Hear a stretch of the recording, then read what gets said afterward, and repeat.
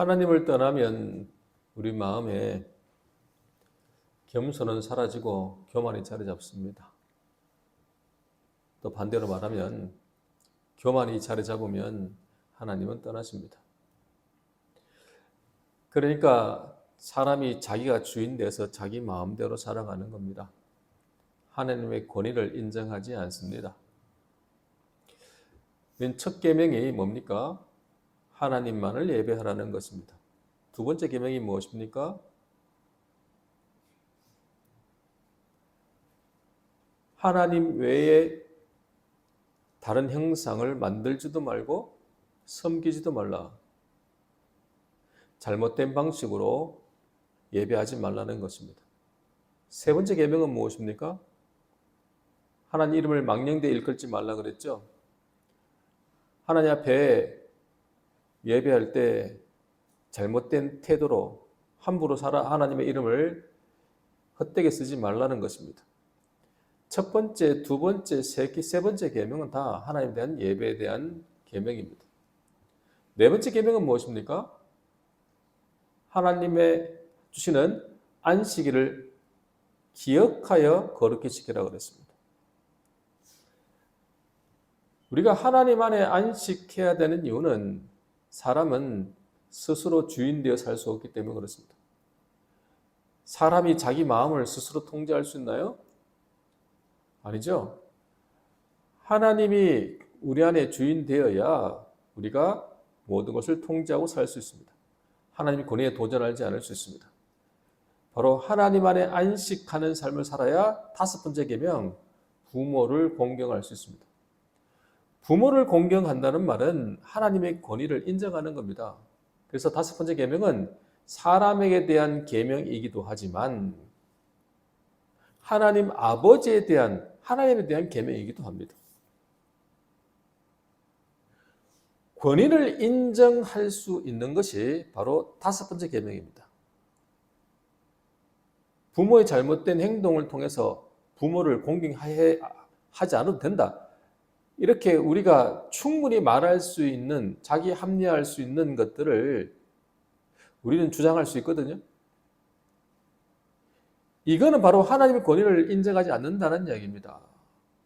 얼마든지 우리는 옳고 그름을 통해 가지고 하나님의 권위를 인정하지 않을 수 있다는 거예요. 어떻게 하나님이 저런 나쁜 사람을 그냥 내버려 둘 수 있나? 그러므로 하나님의 권위를 인정하지 않습니다. 어떻게 저렇게 착하고 저렇게 불쌍한 사람이 저렇게 힘들게 살 수 있나? 그러면서 하나님의 권위를 인정하지 않을 수 있습니다. 하나님의 권위를 인정하지 않으니까 자기 마음대로 살고 자기 생각대로 삽니다. 그러니까 자기 감정이 통제되지 않으니까 결국은 어디까지 이르느냐? 살인까지 이르는 겁니다. 이게 바로 육계명입니다. 결국은 모든 계명을 이어보면 하나님에 대한 예배가 잘못되고 하나님 안에 안식하지 못하면 하나님의 권위를 도전하게 되고 하나님의 권위를 도전하니까 자기 마음대로 사니까 결국은 육계명 살인도 하고 자기의 감정을 통제하지 못하니까 정욕을 이기지 못해서 일곱 번째 계명 간음도 하고 거짓말도 하고 그리고 도둑질도 하고 탐심으로 사는 겁니다. 결국은 이 모든 10가지 계명이 다 연결되어 있다는 거지요. 살인하지 말라. 이 여섯 번째 계명, 이 계명을 오늘 나눌 건데요. 다섯 번째 계명, 부모를 공경하라는 계명은 제가 어버이 주일날 여러 번 다루었기 때문에 오늘은 특별히 다루지 않고 하나님의 권위에 대한 도전이라는 생각만 여러분 하시고 그리고 하나님 권위를 인정하지 못하고 감정을 통제하지 못했을 때 일어나는 이 살인이라는 이 죄, 이것이 사람에게 대한 하나님의 계명 여섯 번째 계명을 통해서 우리에게 주시는 하나님의 메시지를 같이 듣기를 원합니다. 첫 번째입니다. 분노를 마음에 품지 말아야 합니다. 한번 따라합시다. 분노를 마음에 품지 말아야 합니다. 마가복음 7장 21절에서 23절 말씀 제가 읽겠습니다.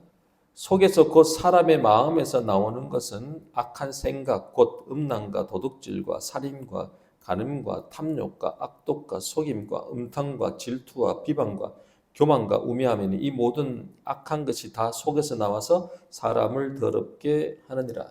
아멘. 사람의 마음 속에 있는 것이 나와서 사람을 더럽게 한다는 거예요. 우리가 어떤 더러운 행동을 해서 더러워지는 게 아니라 우리 속에 더러운 것이 결국은 나와서 더럽게 만든다는 거죠. 우리의 악한 생각이 결국은 살인도 하고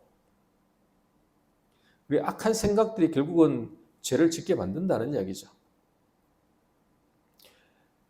살인이라 그러면 육체의 생명을 빼앗는 것만이 아닙니다. 육체의 생명만 빼앗는 게 아니라 하나님의 형상과 모양대로 지음받은 사람의 인격을 찬탈하고 파괴하는 행위입니다. 살인은 굉장히 무서운 죄인 거예요. 왜냐하니까 하나님의 형상을 파괴하는 거거든요. 하나님의 권위에 대한 심각한 도전이거든요. 하나님의 주권, 생명을 주관하시는 생명의 주관 되신 하나님의 주권을 침해하는 거거든요. 그 살인은 용납이 안 되는 겁니다. 자, 그러면 살인죄에 해당되지 않는 게 있습니다. 오늘 간단하게 살인하지 말라. 한마디로 말하죠. 이 살이라는 이 단어가 해당되지 않는 게 있습니다. 어떤 게 있냐니까 부지 중에 죽은 거.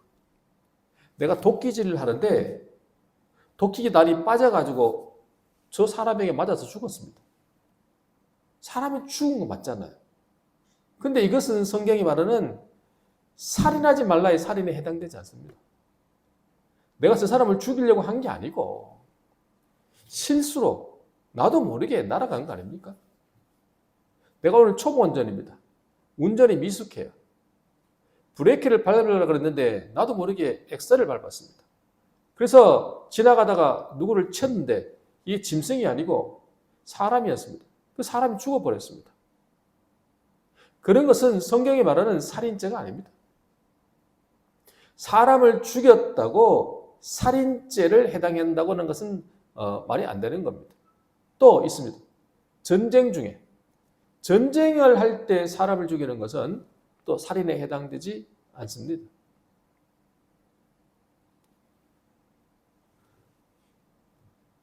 그러면 살인한 개념은 뭡니까? 우리 속에 미움과 분노가 일어나서 감정이 실려서 그 감정이 폭발하여 사람을 죽이는 겁니다. 자, 성경 한번 볼까요? 요한 1서 3장 15절입니다. 요한 1서 3장 15절.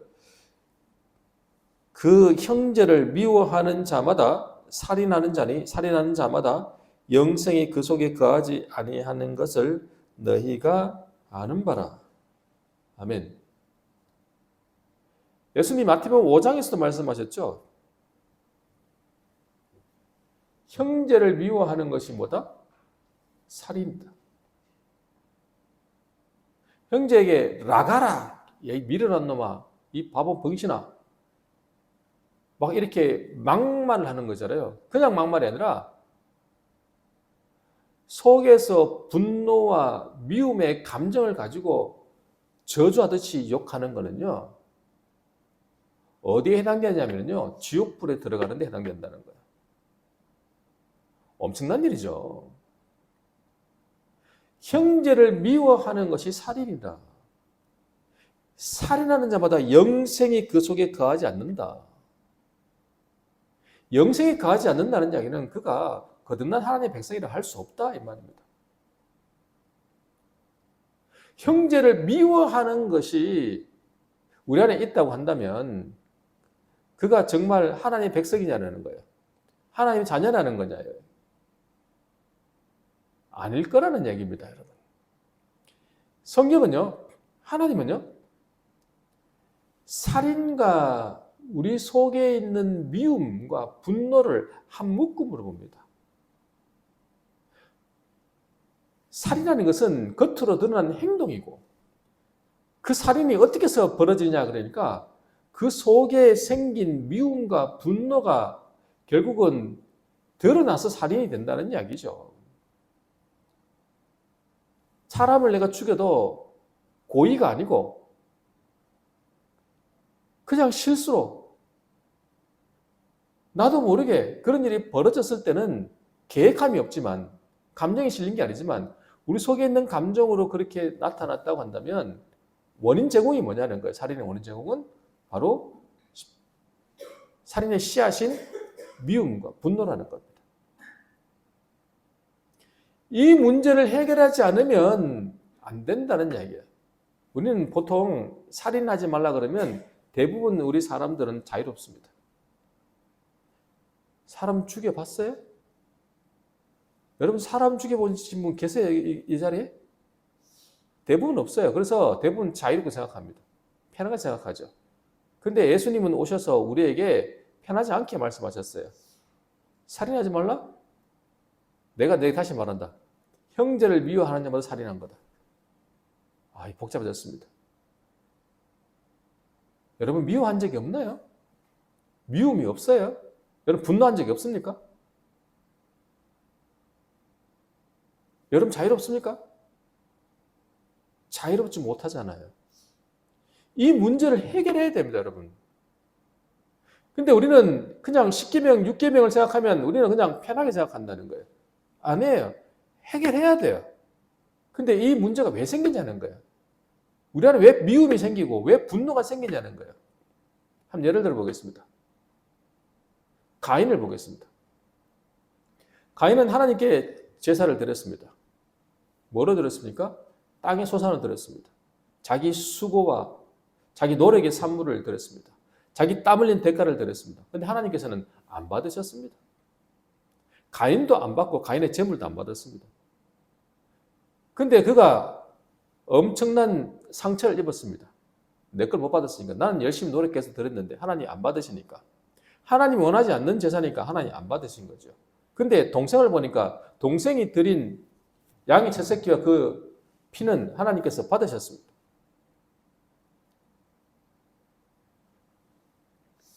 그러니까 동생을 보고 자기 속에 있는 자존심의 상처를 동생에게 다 화풀이를 한 겁니다.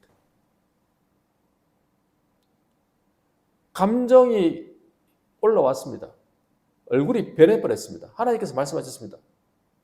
너 얼굴에서 왜 변했냐? 네 안에 죄를 네가 다스려라. 또 죄를 다스리라 그랬습니다. 하나님께서는 가인에게 너 분노하고 있는, 네가 감정이 올라오고 있는 그 상태를 가지고 있는 상태가 죄라는 거예요. 그게 죄라는 겁니다, 여러분. 내 속에 분노가 있어요. 내 안에 감정이 있어요. 여러분 이렇게 말할 거예요. 아니 목사님, 제가 나한테 한 거 생각해 보세요. 내가 받은 상처를 생각해 보세요. 내가 분노하는 게 당연합니다. 내가 미워하는 게 당연합니다. 내가 감정이 생기기 당연한 거 아니에요, 여러분? 이렇게 말을 한다는 말이에요. 근데 하나님 보실 때는요, 그거와 상관없이 네가 지금 분노하고 있어? 네가 지금 감정을 가지고 있어? 그게 죄야. 널 다스려야 돼. 근데 다스렸어요? 못 다스렸어요. 어떻게 했어요? 폭발했어요. 결국은 동생을 죽여버렸습니다. 동생이 뭘 잘못했습니까? 동생이 잘못한 건 하나입니다. 하나님께서 그를 받으셨다는 거예요. 견디지를 못하는 거예요. 또 한 사람 보겠습니다. 사울이 있습니다. 사울왕은 이스라엘의 첫 번째 왕입니다. 나중에 보니까 다윗이 만만이 되고 자기는 천천히 됐습니다. 백성들이 다윗을 더 칭송을 합니다. 자존심 상합니다. 그러다가 내가 왕이 뺏기겠다는 생각이 듭니다.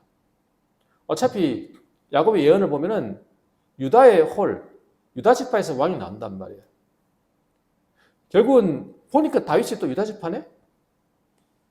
이러다 정말 뺏기겠다 생각이 들죠? 이게 뭐냐니까 열등감입니다. 질투입니다. 여러분 굉장히 무서운 게 뭐냐면요. 사람들이 대부분 어디서 분노하냐니까 자존심에서 분노하고요. 질투심에 분노하고요. 열등감에 분노합니다. 대부분 여러분의 감정이 폭발할 때를 한번 보십시오. 언제 폭발하는가? 자존심 긁을 때. 열등감이 생길 때. 그리고 질투심이 생길 때 견디지 못하는 겁니다. 이런 미움과 분노가 우리에게 폭발을 한다고요. 하나님 우리를 너무 잘하세요. 자, 성경 한번 볼게요. 에베소서 4장 26절 27절 4장 26절 27절입니다. 에베소서 4장 26절 27절 분을 내어도 죄를 짓지 말며 해가 지도록 분을 품지 말고 마귀에게 틈을 주지 말라. 아멘. 분을 내어도 죄를 짓지 말라 그러죠. 자, 그러면 여기서 분이 우리에게 생길 수 있다는 겁니까? 없다는 겁니까? 여러분, 분노가요, 생길 수 있다는 겁니다. 더 정확하게 말하면요, 잘 생깁니다. 우리는 쉽게 분노한다는 얘기입니다. 분노할 수 있다는 거예요. 근데 우리에게 주신 말씀이 뭐예요? 분을 내어도 어떻게 하라고요? 죄 짓지 말라는 거예요. 스탑 시키라는 거예요. 그 스탑 시키는 방법이 뭐냐? 해가 지도록 어떻게 하라? 분을 품지 말라. 해가 지도록 분을 품지 말라는 이야기입니다.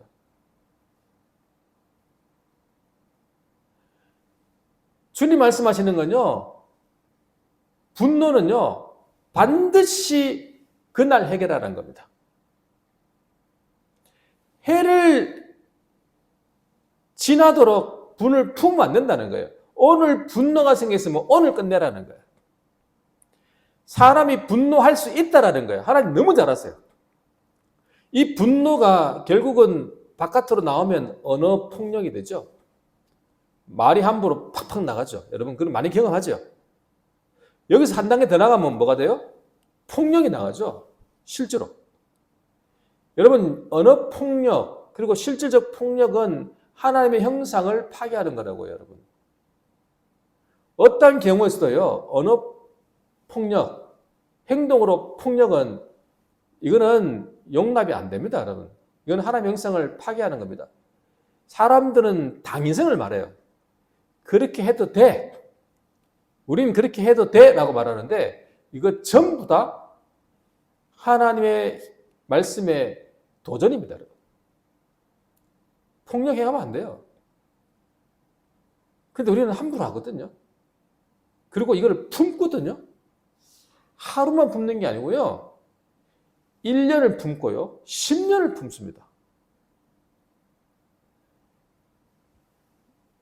이게 뭐냐니까 하나님의 거리에 대한 도전입니다. 여러분. 끝내야 돼요. 여러분 기억하십시오. 여러분 분노할 수 있습니다. 감정이 생길 수 있습니다. 하나님 너무 잘 아세요. 사람은 그럴 수 있다라는 거예요. 누구나 다.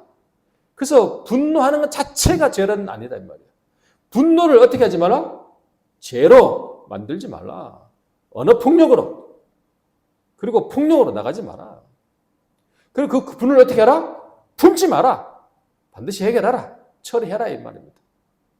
여러분 분을 품지 말고 그날 해결하시기를 간절히 축원합니다. 마지막 두 번째입니다. 분노를 십자가에 못 박아야 합니다. 한번 따라합시다. 분노를 십자가에 못 박아야 합니다. 자, 그렇다면 우리가 어떻게 이 분노와 미움을 끝내고 분노를 다스릴 수 있습니까? 일단 사회적으로 통제하죠. 사회 질서가 있습니다. 경찰관이 있습니다. 우리가 함부로 폭력을 행할 수 없는 것도 법에 걸리거든요. 싸우지 마라, 이 말은 맞아라 그러잖아요. 세계 평화도 그렇습니다. 세계에서 가장 힘이 센 미국이 군사력이 있으니까 평화를 유지시키는 겁니다. 말하면 말 듣는 겁니다. 힘이 있으면 힘으로 평화를 유지시키죠. 그냥 내버려두면, 통제하지 않으면 그냥 여기서 우후죽순 일어나기 시작하면 많은 다툼이 일어나죠. 국가가 그런 일을 더 감당하죠. 근데 그걸로 모든 게 다 됩니까? 아무리 국가가 통제한다고 조폭이 없습니까? 우리에게 여러 가지 통제하는 방법이 있습니다. 혼자서 생각하는 시간을 가지는 겁니다. 내가 어떤 분노가 생겼을 때 혼자 시간을 갖는 거죠. 생각도 하고 다시 마음을 다스려 보는 거죠. 그것도 안 되면 정말 믿음의 사람, 좋은 사람과 대화를 하는 겁니다. 나 혼자 해결할 수 없으면 누군가의 위로를 듣는 겁니다. 그럼 감정이 좀 추스러지죠. 부부간에 싸울 때 방 안에 싸우면 웬만하면 어디로 가라? 거실로 나가라. 넓은 장소로 가라. 거기서도 싸움이 커질 것 같으면 어디로 나가라? 바깥에 공원으로 나가라. 점점 넓은 곳으로 가면 사람 마음이 좀 넓어지니까 그렇게 하라는 거예요. 그게 지혜죠. 인간의 지혜. 근데 이게 약간의 유익은 있습니다. 여러분, 힘으로 평화를 유지시키고 사회적인 통제를 하고 혼자 시간을 묵상을 하고 그리고 다른 사람과 대화를 하고 또 위로도 하고 막 감정이 막 올라와 있는 사람한테는 가가지고 그냥 그 사람 이야기를 들어주고 위로해주고 그렇게 하면 또 감정이 추스러지죠. 좋은 방법입니다. 좁은 데 있다가 넓은 데로 가고 좋은 방법입니다. 근데 그게 정말로 우리 안에 있는 분노와 미움을 완전히 해결할 수 있습니까? 약간의 유익은 있지만 해결할 수 없습니다. 그러면 근본적으로 어떻게 해야 그 분노와 미움을 해결할 수 있습니까? 여러분, 용서를 쉽게 할 수 있습니까? 내가 저 사람이 정말 미운데 용서가 됩니까? 내가 막 분노의 감정이 치밀어 오는데 그게 사랑이 됩니까? 용서와 사랑은요, 우리의 능력 바뀝니다, 여러분. 원래 사람이 할 수 있는 게 아닙니다. 하나님의 은혜가 임해야 되는 겁니다, 여러분. 용서와 사랑은 하나님의 속성입니다. 우리의 육체의 정욕, 이 정욕을 끝내야 됩니다. 어떻게 끝내요? 주님과 함께 십자가에 죽은 자로서, 주님과 함께 십자가에서 부활한 자로서 우리의 육체의 정욕을 십자가에 못 박아야 됩니다, 여러분. 방법이 이거밖에 없어요. 주님이 내 생명 되지 않고 주님의 은혜가 내 은혜가 되지 않고는 이게 안 되는 거예요. 그래서 제가 눈이 가르쳐주지 않습니까? 내 안에 성질이 올라올 때 이렇게 선포하라고 그랬습니다. 내 안에 분노가 치밀어 올 때 이렇게 선포하라고 그랬습니다. 어떻게 하라고요? 성질아, 너는 나와 상관이 없다. 성질 내는 석강수는 십자가에 죽었다. 성질아, 떠나가라! 라고 선포하셔야 돼요, 여러분. 뭐 웃기잖아요? 뭐 이런 걸 해야 돼. 안 해요. 여러분 하십시오. 여러분의 성질이 올라와서 감당이 안 될 때, 저 사람이 너무너무 미워서 감당이 안 될 때 이렇게 말하는 거예요. 미워하는 석강수는 주님과 함께 십자가에 죽었다.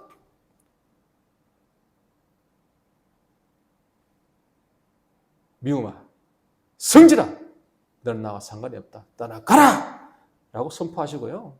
그리고 주님 앞에 무릎 꿇어야 돼요. 뭐라고요? 주님, 저는 사랑할 수도 없고 용서할 수도 없는 사람입니다. 미움을 해결할 방법이 없습니다. 그러나 사랑이시고 용서이신 주님이 내 안에 계십니다. 저를 불쌍히 여기십시오. 주님이 나의 생명이십니다. 주님이 내 안에 계십니다. 저는 할 수 없지만 주님으로 사랑할 수 있습니다. 용서할 수 있습니다. 주님, 저를 불쌍히 여기십시오. 주님께 이렇게 기도하는 겁니다, 여러분. 용서는요, 하나님의 능력입니다. 나는 할 수 없지만 하나님이 내 안에 계시니까 나는 용서할 수 있습니다라고 적극 적극적으로 말하는 것, 이게 적극적인 신앙 고백, 이 방법이 바로 십자가에 육체 정욕을 못 박는 겁니다. 분노를 못 박는 겁니다. 미움을 못 박는 겁니다. 그럴 때 우리는 끝낼 수 있는 겁니다. 분을 해가 지도록 품지 말라 그랬죠. 분을 해가 지도록 품는다는 이야기는, 해가 지도록 품고 있다는 이야기는 이 분노를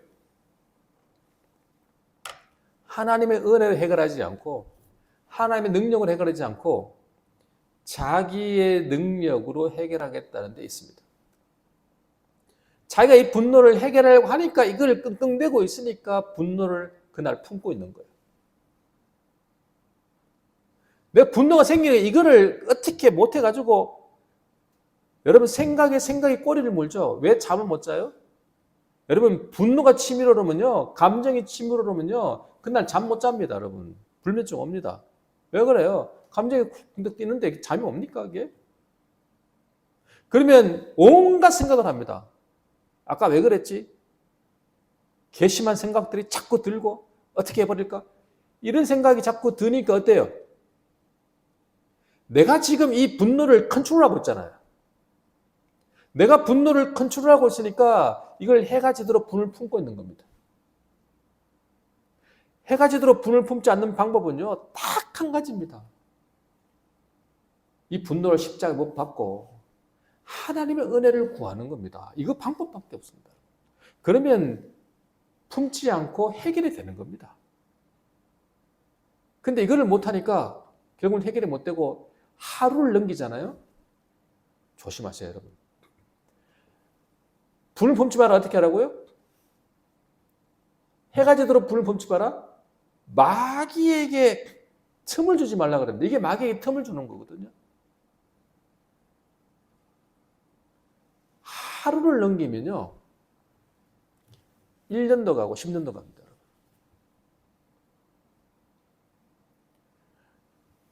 하루를 넘기면 안 됩니다. 오늘 끝내버려야 됩니다.